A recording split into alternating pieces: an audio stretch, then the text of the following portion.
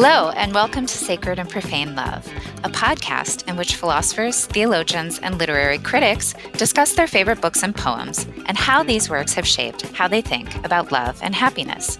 I am your host, Jennifer Frey.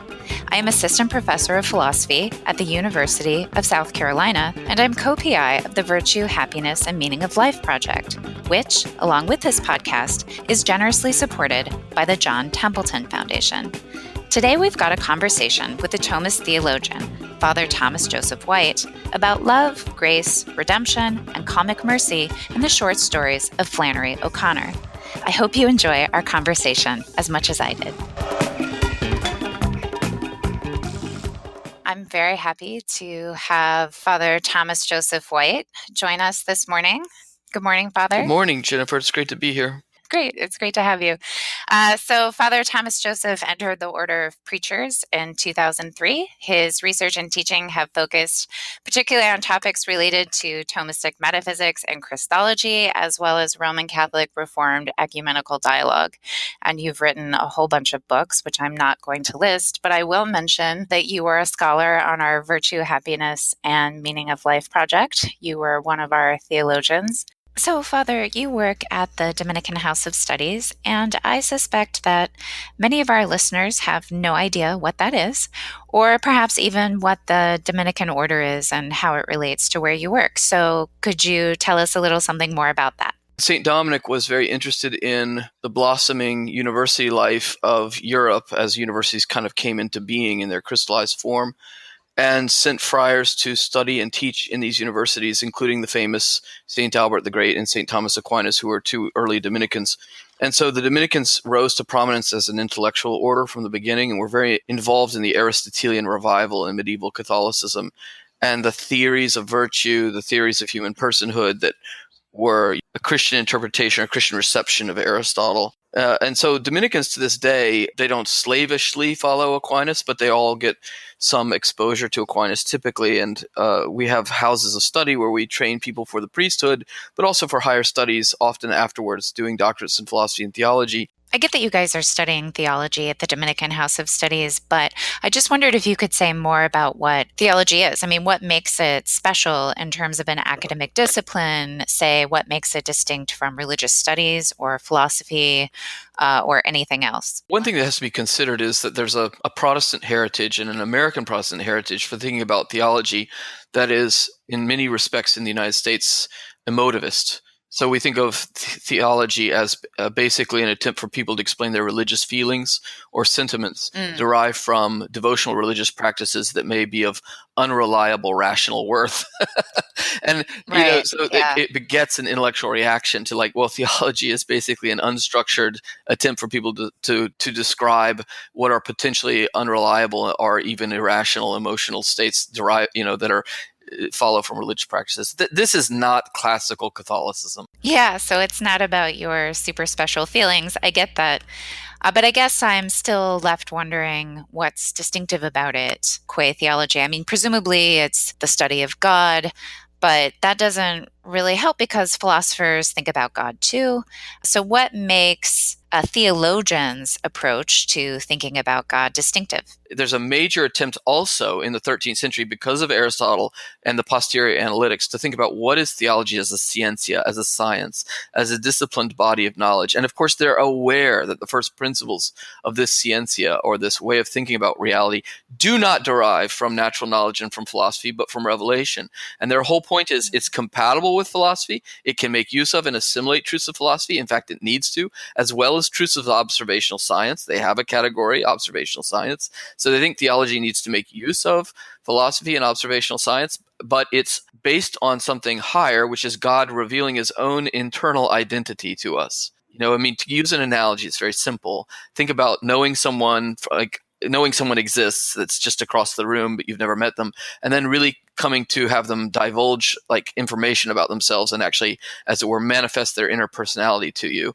So analogously, and it's very different, obviously, mutatis mutandis, there's the idea that we can come to grasp that there exists a transcendent source of reality that is, we call God, the religious traditions call God, that's a giver of being to all things, but we don't really know who or what God is. It's another thing if God reveals himself to us and that revelation would not contradict the structure of reality as known philosophically, but would be compatible with it. And then we could study the inward shape of that revelation. That's what theology does. And the Catholic classical view is that grace, or the gift of knowledge of God that comes through faith and grace, does not destroy nature, is not contrary to nature, but is above nature and works with and can assimilate the gifts of nature.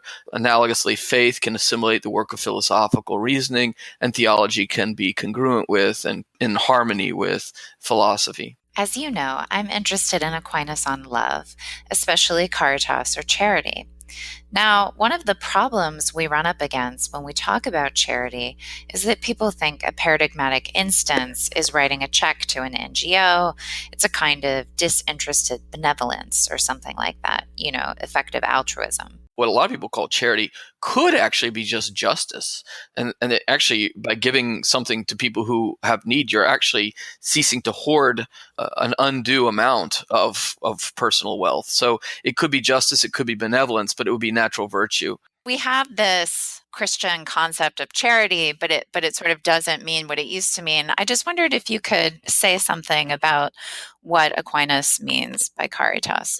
Well, let me first just talk about what he means more generally when he talks about love, which can have, there's many different words in Latin. But so Aquinas has an analogical conception of love. That's really important to start with. That's to say, there are different things that we can call love, and that they're actually kind of distinctive, but the word fits each of them in slightly different modes because there's something in common despite their differences. So, Aquinas does have a very strong development of thinking about sensate love, the love of the senses. And that could be anything from a more base appetite, instinctive love like the love of chocolate or sexual attraction, to something more emotive and that pertains to what he calls the passions or the emotions, like affective love. So, and that emotional love, that sensate and emotional love, that's kind of already a broad category, can have a huge range. So you could feel a sensate affective love for chocolate, but you can feel a sensate affective love for another person, but it's a felt love. It's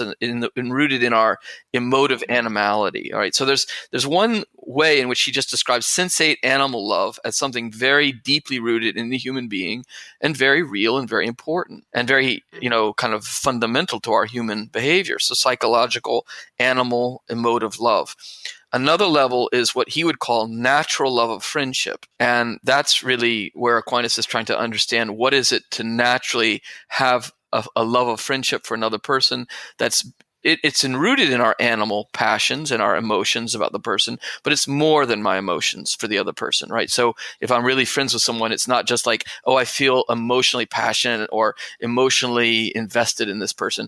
No, there's more rationality and sort of responsibility of justice for the other person. And so there's natural love. And then above that, the third register is charity. And that for Aquinas is a gift. Again, the word in Christian parlance is grace, a gift of God to allow the human being, by what Aquinas calls an infused virtue, that's to say a virtue given or infused into the soul, to love in a way that is akin to the way God loves. That's to say, to participate imperfectly, but truly in something like divine love. And that's a much more, you might call it a mystical love, but it doesn't necessarily entail mystical experience. It can happen very quietly, but it's basically a kind of gift to love God and love one's neighbor by participating in a grace of God. Now, he thinks these three things are really analogous. So like charity is like sensual love and very unlike it. Friendship is like charity and very unlike it. And the higher loves don't destroy the lower loves. You say that grace is a gift, but I don't know, with gifting, is it sort of the kind of gift that, yeah, sure, it's gratuitous, but you can expect it? It's kind of like, like a birthday gift. I mean, sure, I don't have to give my kids a birthday present, but they expect it. And it would be strange if I didn't give it. Does it have that sort of logic of gifting? First of all, I'm a Catholic priest. So one thing I do as a Catholic priest is talk to people all the time who are like atheists or Jews or Muslims or, Protestants or fallen away Catholics or agnostics who are thinking about becoming Catholic, returning to being Catholic, practicing the Catholic faith. And so I talk to them as they go through stages of reflection on whether grace is something real. You hear lots of stories, and I mean, I listen to them very dispassionately. I mean, really, because partly it's my job. It's kind of like almost like a doctor listening to people talk about, whatever they're struggling with in their illnesses. But although, I mean, I wouldn't make an analogy of religiosity to illness, but there's a clinical aspect that you become very dispassionate, and really because you want the good of the person. You see everything, right? So you see some people for whom it almost seems like grace comes upon them, like the awareness of God and Christ comes upon them, like dawns on them in a very organic, normal way. But for most reflective, intellectual people who are adult and secular, like it's a surprise to figure out that this actually could be real. There's a certain deep change that comes over them intellectually. They don't come alienated in their form from their former intellectual life, but they change rather strongly in that they sense the possible reality of God and of Christ in a way they just didn't ever in their previous adult life. Now, the second thing I want to say is some people presume because you're a priest, you've always been religious or whatnot. But in my case, I was a totally secular person who was at a very secular Ivy League school in undergraduate, but basically through interests that had nothing to do with Christianity, eventually got interested in Christianity and read my way into becoming Catholic. And so the reason I'm saying that autobiographical thing is that I, from my own experience, definitely am of the kind of person who experienced the idea of receiving grace as something totally unexpected and novel. I would imagine that a lot of people would have the following reaction to this sort of story. So you're at Brown and you received this grace, hooray for you. But what about all the other people at Brown? Yes, God does offer grace to all people. That's a teaching of the Catholic Church. But one can navigate oneself around it rather easily. And so there does have to be often some real intentional exploration or intentional asking, like prayers of the agnostic, where the person starts to ask God, if it's real, please help me sort of figure it out. Mm-hmm. That often does involve a search. It's not always just immediately given in ways that are overwhelming or evident. It can unfold, and I think in most people's cases it unfolds somewhat slowly over time, but slowly could mean 6 months. And I think people often have to kind of investigate religion. So the Catholic Church has basically kind of come to clarify over time, based on its understanding of the New Testament, that God does offer grace to all people. Now, sometimes this grace may be less manifest, but typically it is kind of an invitation of people to investigate the claims of Christianity, or to investigate the mystery of Christ, or to investigate the mystery of the Christian religion. And this invitation is often discreet or modest in psychologically felt sense, but it can be embraced or snuffed out. It can come about multiple times in life. It can be recurrent because God could give the grace recurrently, and people can begin to engage with it. But they can also choose to not engage with it, and that there's a deep respect. There's this whole idea of the just respect of the freedom of the self in the Catholic tradition, that God can incite interest in, or at least raise questions that could lead to real engagement with religion and grace, but that he also shows a strange but real, profound respect for the human freedom and dignity of the creature who may wish to buffer themselves from any real encounter with God. So what makes Aquinas' views about grace distinctive or worth thinking about? Well, I just think so deeply about it, and how it is coherent with all the Aristotelian network of intellectual, moral, and artistic virtues. Thinking about how faith and charity can come and inform and motivate the human exercise of all those virtues, respecting all the natural domain in us, but also making it possible to turn all that toward life with God, friendship with God. You can ask, well, what is grace?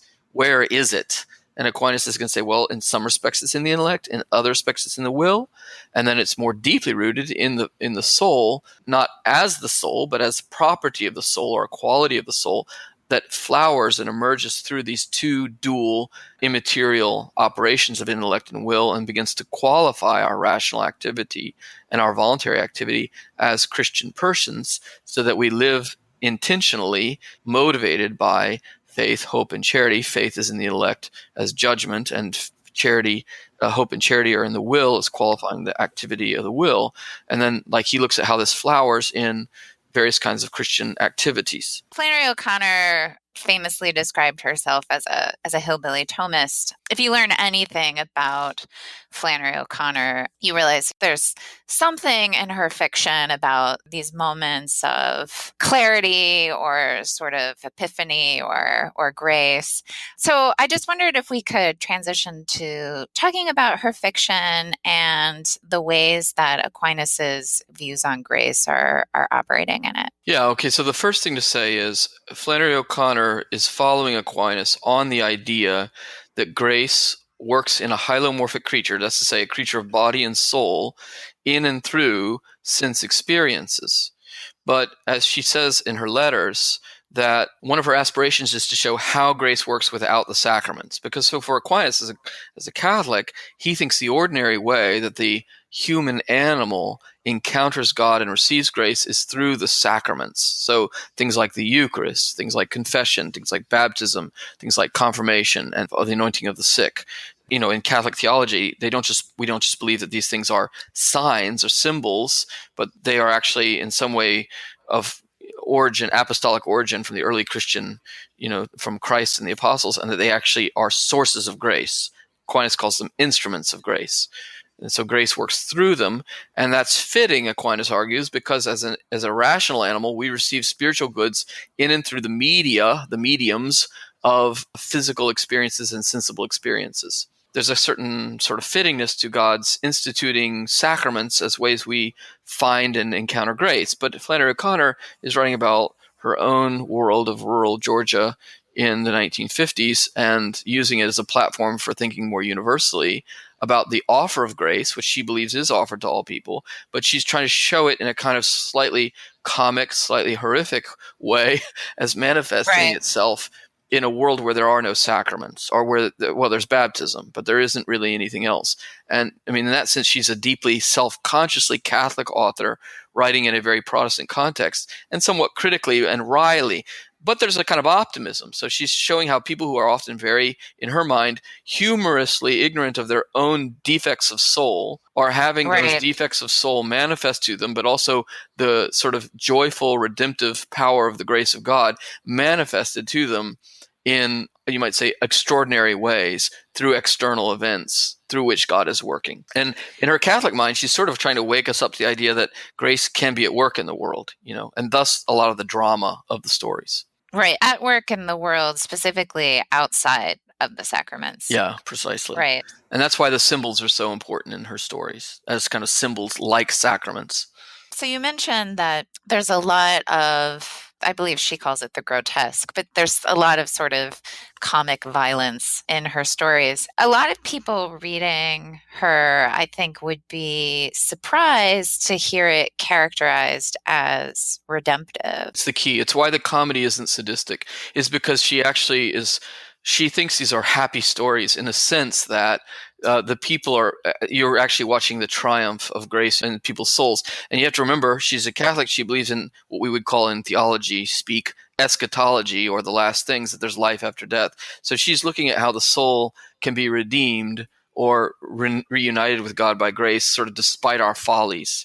And so the humor is twofold. The humor is like, it exposes how, sort of limited and pathetic we are, and she's got a strong Augustinian notion of original sin, and there's this sort of comic unveiling of the human person to ourselves, as it were, going on. But there's another side that's a comedy, is like the playfulness of God, or maybe the humor of God in overcoming human folly by the power of grace.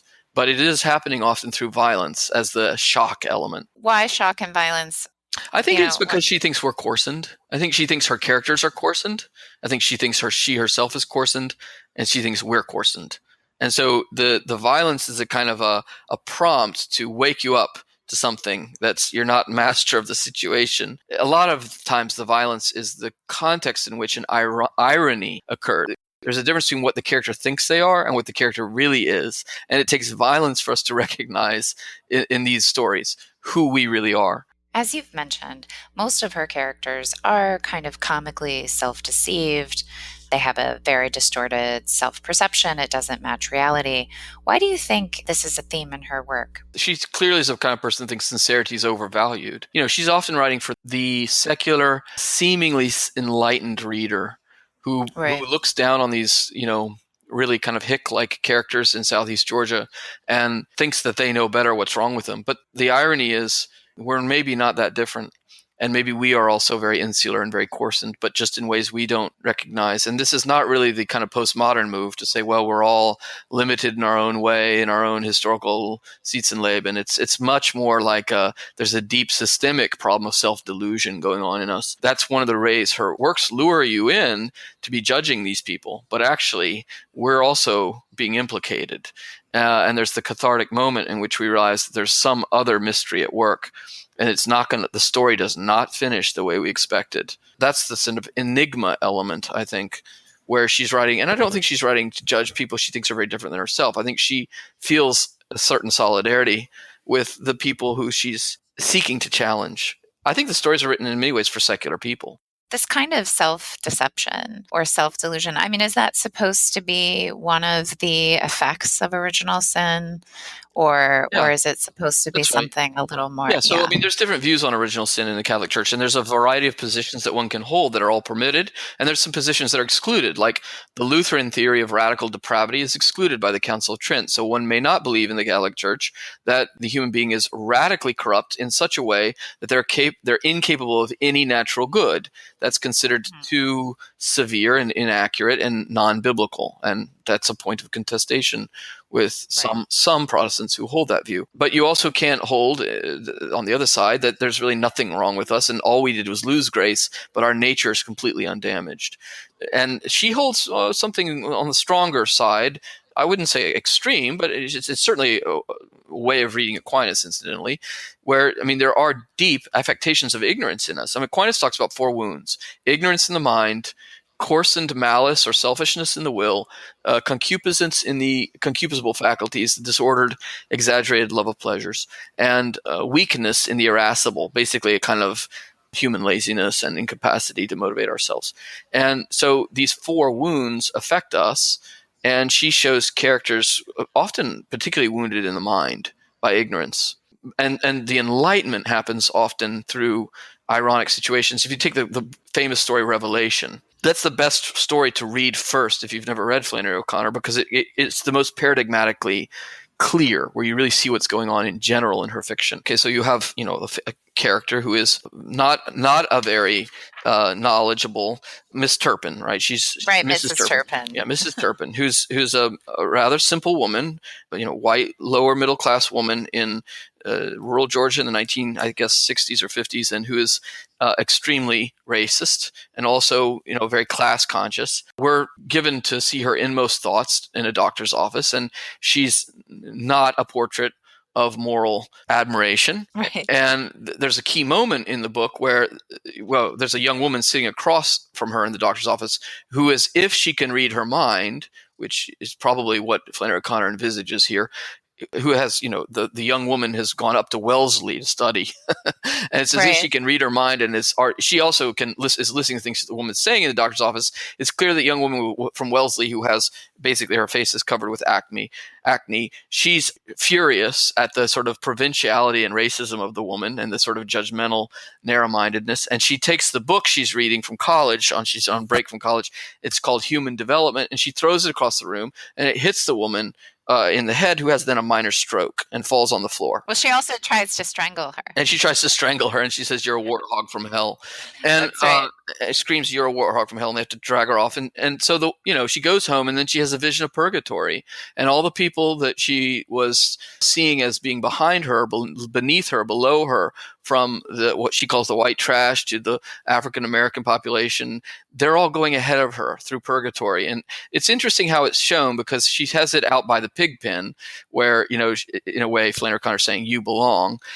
She has it out by the pig pen, and she sees it out in the clouds of the sky. And you could say, well, isn't this just maybe a hallucination that stems from the bump she got on the head? And Flannery O'Connor leaves it purposefully kind of vague, but it's clear that in O'Connor's mind, it is actually something higher. There's in this case, a kind of miraculous vision happening in and through the natural, grace not destroying nature, etc. And the woman comes to kind of see through violence that she is not who she thought she was. And everyone is entering heaven before her. The comedy is that she's all now invited to get into the procession, as it were, in her spiritual life and be humbled and begin to accept, to love, and to be changed.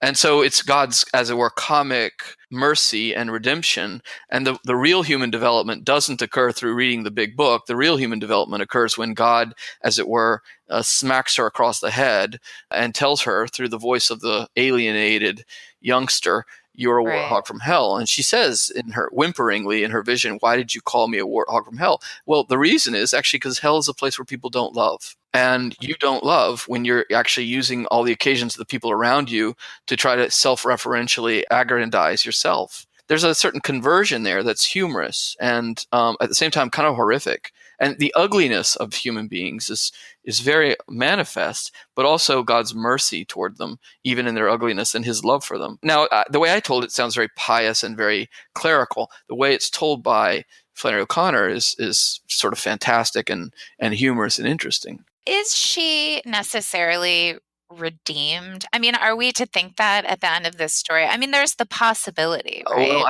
I think that it's, you get to where you're just at the very beginning of something new. You don't see the next chapter in her life. The reason I do think we are supposed to is because Flannery O'Connor said in one of her letters, I think, that she only ever wrote one story about damnation and all the rest are about redemption.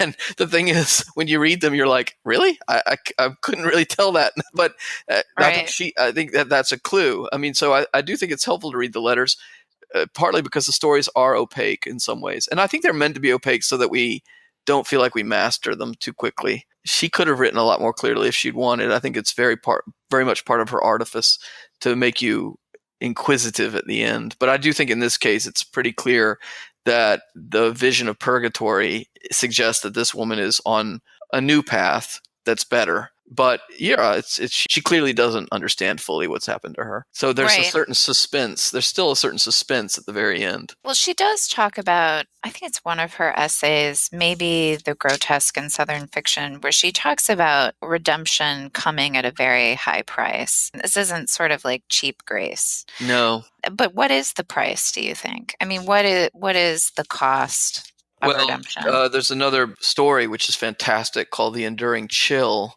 which is about a young man who goes up to study in the North. It's basically like her own life. She went off to secular writers college in Iowa, and he decides that all the people back where he comes from are a bunch of hicks and stupid and ridiculously religious. But anyway, he contracts, unbeknownst to himself, by some follies of his own, a very bad virus. And in the end, he asks to upset his Methodist mother if he can talk to a Jesuit priest on his what he thinks is his deathbed. And in fact, he gets a rather simple priest from Savannah with one eye who represents the Cyclops, actually, because this guy loves Joyce, so he's thinking about there's a whole kind of ironic response to Joyce and to the Cyclops scene in Joyce's Ulysses in this story, which is fantastic. But anyway, the priest comes in with one eye and starts asking him questions from the Penny Catechism and is, as it were, nailing him to the bed. And the guy realizes at the end from an old doctor who's done the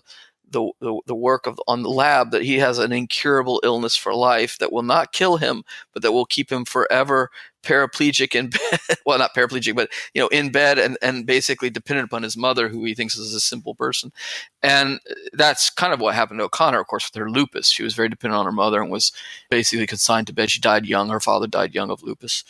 That kind of humbling that takes place is going to be the way he's redeemed. And I think she herself, through her own deep physical illness, she said it was one of the great graces of her life to die slowly of a very demanding physical illness, which is an amazing thing to say. But Right. I think that kind of shows you where she thinks sometimes the cost of redemption lies, is that there are real crosses in life. There are real sufferings. There are long-standing places of endurance where the human being learns to lean on the support of God, depend on God's grace, and become a confessor of faith, and also a confessor of one's sins in perpetual dependence on God and in leaning into the help that only God can give. And I think she thinks that that's actually what happens in the real world. You have to kind of come to terms with your sins. You have to come to terms with your need for change. You have to start fighting. You have to get into the battle. And there's where the sacraments are going to help you. So if Revelation sort of ends on this optimistic note of possibility for redemption, some of her other stories, like A Good Man is Hard to Find or Greenleaf, the violence is more extreme and more final. But I think A Good Man is Hard to Find is one of the most incredibly optimistic stories ever written in American literature. Because the misfit, if you listen to his motives, I mean, he is a nihilist. At least he's a sort of a country hillbilly nihilist. He's the hillbilly nihilist. Because she said famously, people think I'm a hillbilly nihilist, but I'm really a hillbilly Thomist. But he is the hillbilly nihilist, and he says, in the story, something to the effect of like, if I could have known he would have existed, I would be different.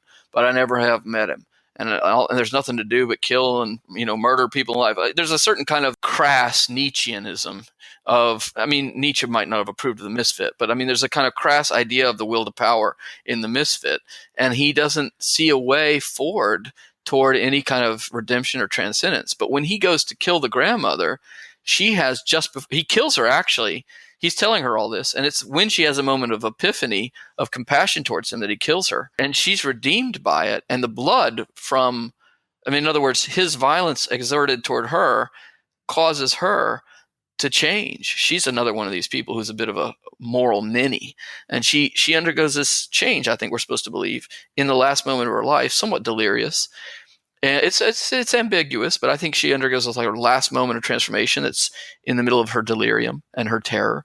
And the blood from the shotgun blast shatters onto his eyes, onto his glasses, and he takes it to clean it off. And that's when he says she would have been a good woman if there was just someone there to shoot her every day of her life. Right. But God has used the worst thing that a human, sort of the worst outcomes of human despair as occasions of grace for this woman. And so even God can make use even of great evil for good outcomes. There's a certain weird way in which she's suggesting that old Augustinian adage that God can bring good out of evil that he merely permits and doesn't will for its own sake. That's to say the evil.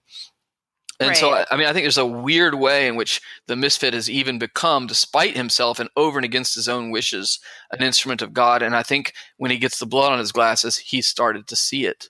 There's a moment there is even a moment of question about whether he is the ultimate one, because he thinks he's misfit. He says he's a misfit in this universe, but it may be that he now sees that he's not a misfit, that there is a place for him, that even the things he's done that are wrong, God has used to spite him in some larger plan, and maybe there is a way he fits in. So I like that. I have some follow-up questions, but just to give people some of the background. So it's a story of a family on a road trip. It's the grandmother and her son's family, and they end up getting lost. And they end up getting lost because of the grandmother. She sort of forgets where she's going and tells them to take a wrong turn. She directs them down the wrong path.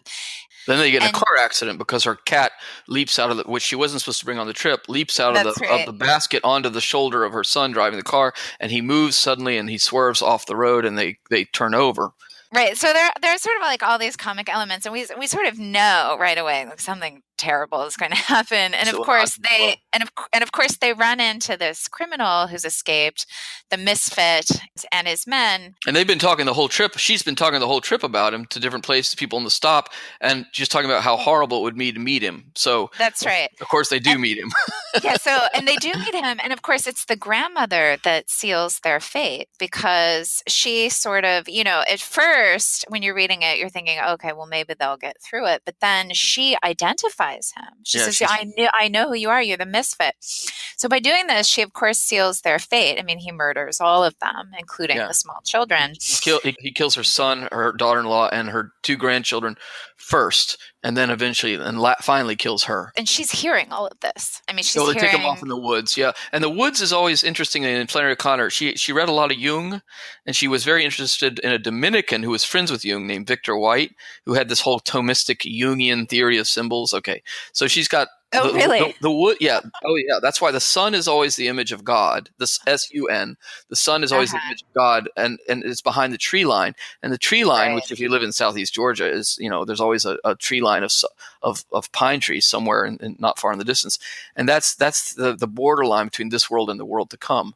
And so the misfit has his men take them out into the trees, into the woods, and that they're going off into the next world, and the sun is setting behind the tree line. So there's this moment where she recognizes the misfit, but then her moment of redemption, I suppose you would call it, is when she sort of recognizes the misfit as a child of God. She sees his And vulnerability, and that's when he kills her because she's seen his vulnerability. That's my reading on it. I don't know if that's right, but I think because she says, "You're also a child of God." And it's like there's a moment in which she doesn't maybe come to a clear sense of her own sinfulness, but she does come to a sense of, well, she comes to a clear sense that his sinfulness is not an obstacle to God loving him or something like that. well, And then that's when he kills her. yeah, it's a very intimate moment between them, actually. So, he said, "Listen, lady," he said in a high voice, "if I had have been there," this would be at Christ's crucifixion and resurrection. "If I'd have been there, I would have known, and I wouldn't be like I am now." His voice seemed about to crack, and the grandmother's head cleared for an instant. She saw the man's face twisted close to her own, as if he were going to cry, and she murmured, "Why, you're one of my babies. You're one of my own children." She reached out and touched him on the shoulder.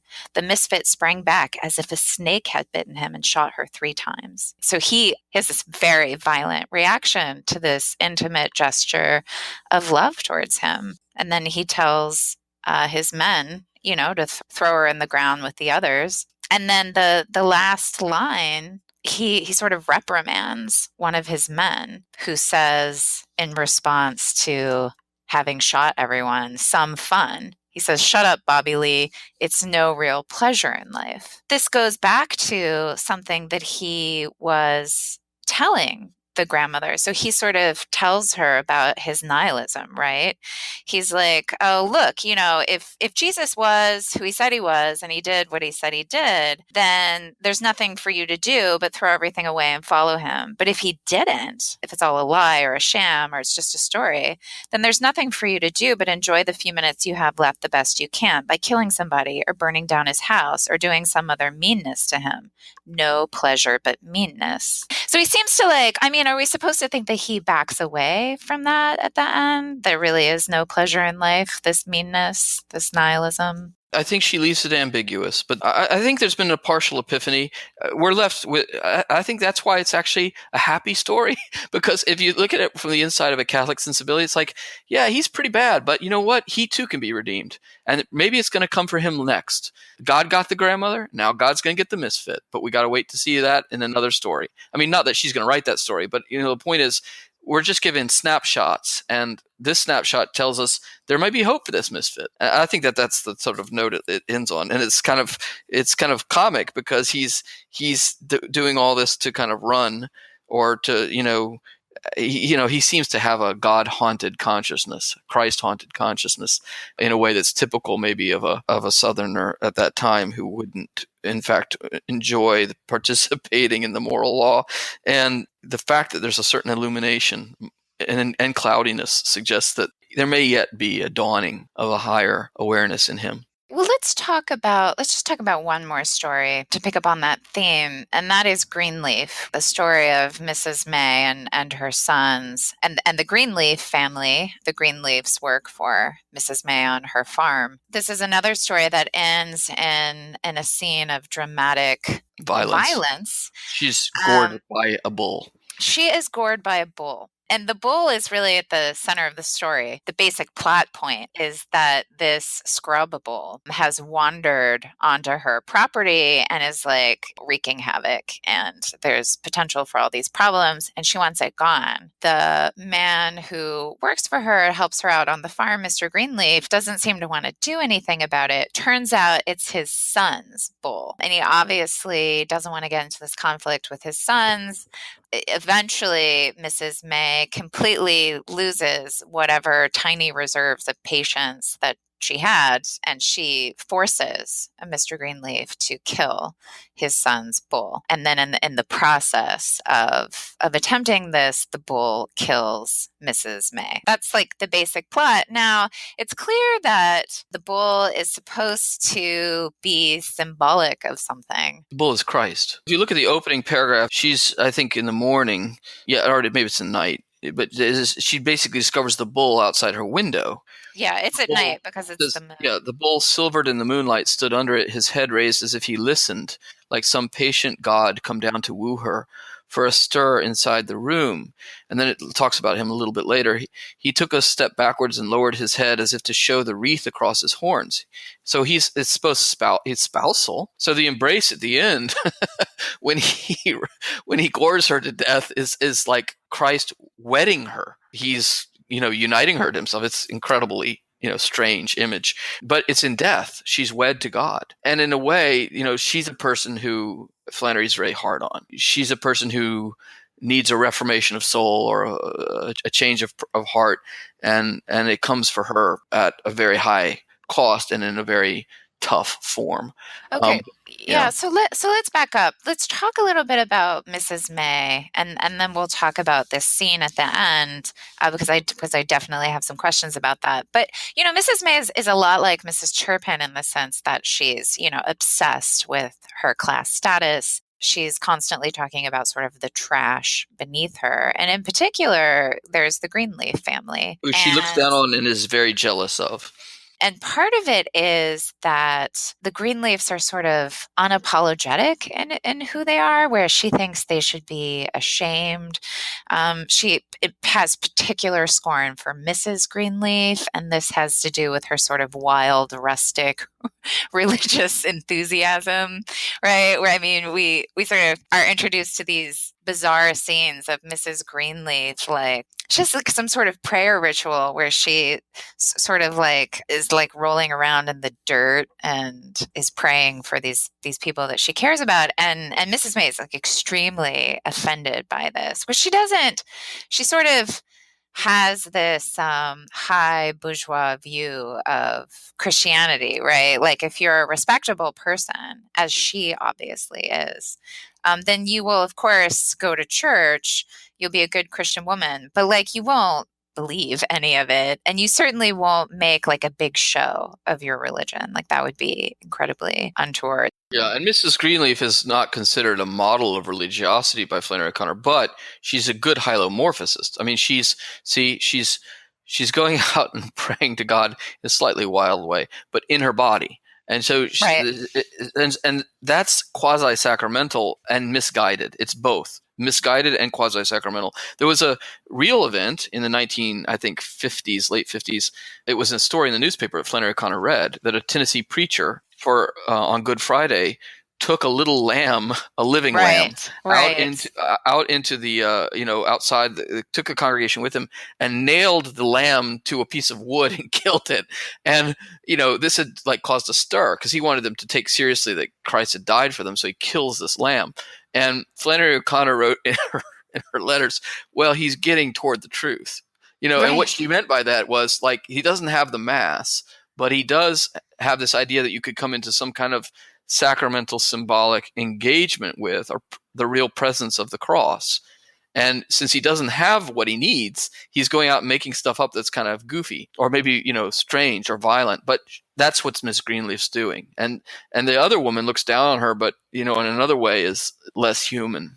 So the one thing that Mrs. May really, I hesitate to use the word worship, but she certainly puts a high priority on this kind of Protestant work ethic, right? Like I work and slave and I struggle and sweat and, so I'm owed all of these things. And people should be grateful for me for what I've given to them. She certainly thinks that the Greenleaf family ought to be incredibly grateful to her, and she's definitely miffed to the extent to which she senses that they are not. Yeah, there's a completely plausible, ordinary human pride in this woman. In other words, she's proud. Very proud. Yeah, she's proud, absolutely. But she's proud in a way that's not exceptionally it's not so fictional that you can't understand that mentality. It's pretty close to a lot of people's internal ordinary reflections. There's this interesting struggle in her because on the one hand, she's very proud, but on the other hand, she kind of gives into this sort of victimhood, right? Like she's the real victim because her sons aren't grateful to her. They don't help her. The hired help isn't grateful. Like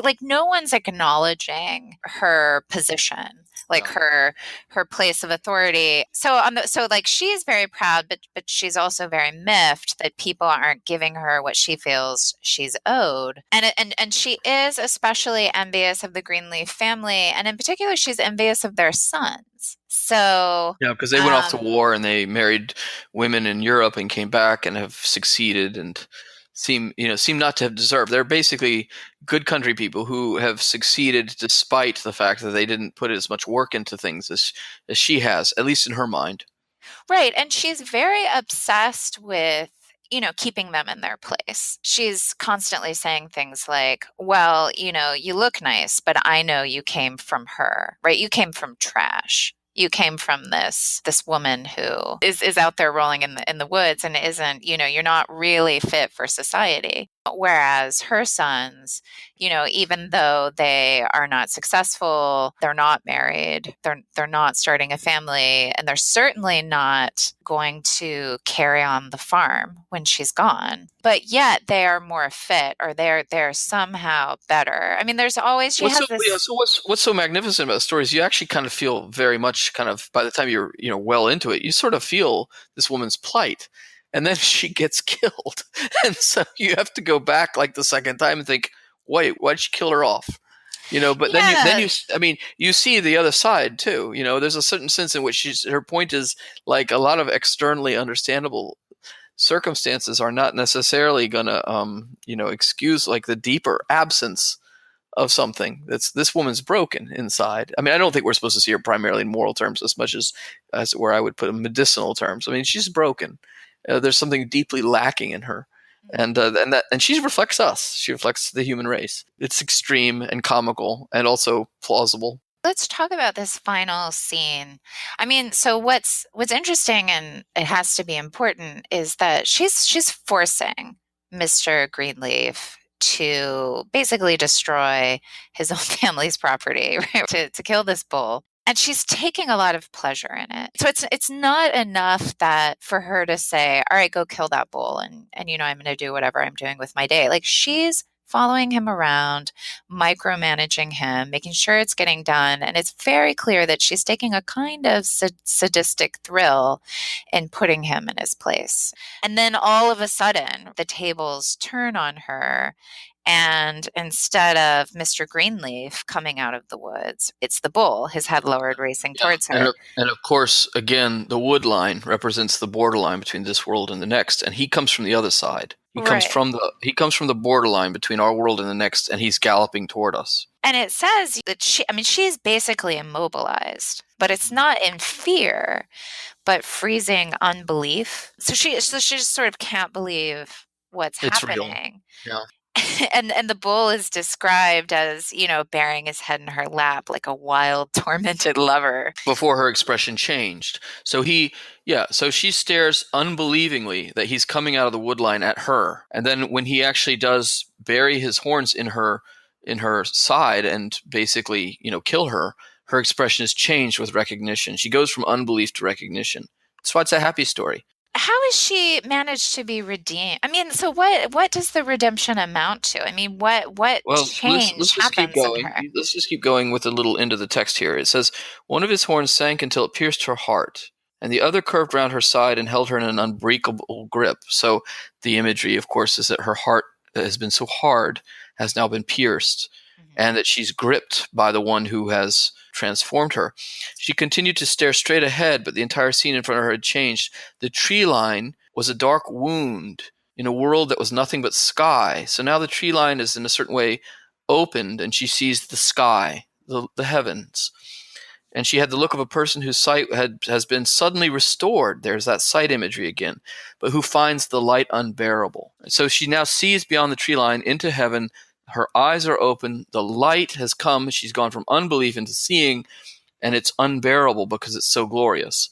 Okay, and so then we turn to the last sentence, and it says, as Mr. Greenleaf shoots the bull, she did not hear the shots, but she felt the quake in the huge body, the body of the bull, as it sank, pulling her forward on its head, so that she seemed, when Mr. Greenleaf reached her, to be bent over, whispering some last discovery into the animal's ear. So there's this kind of reunion with the animal, which she's discovered the secret of what he represents, as it were.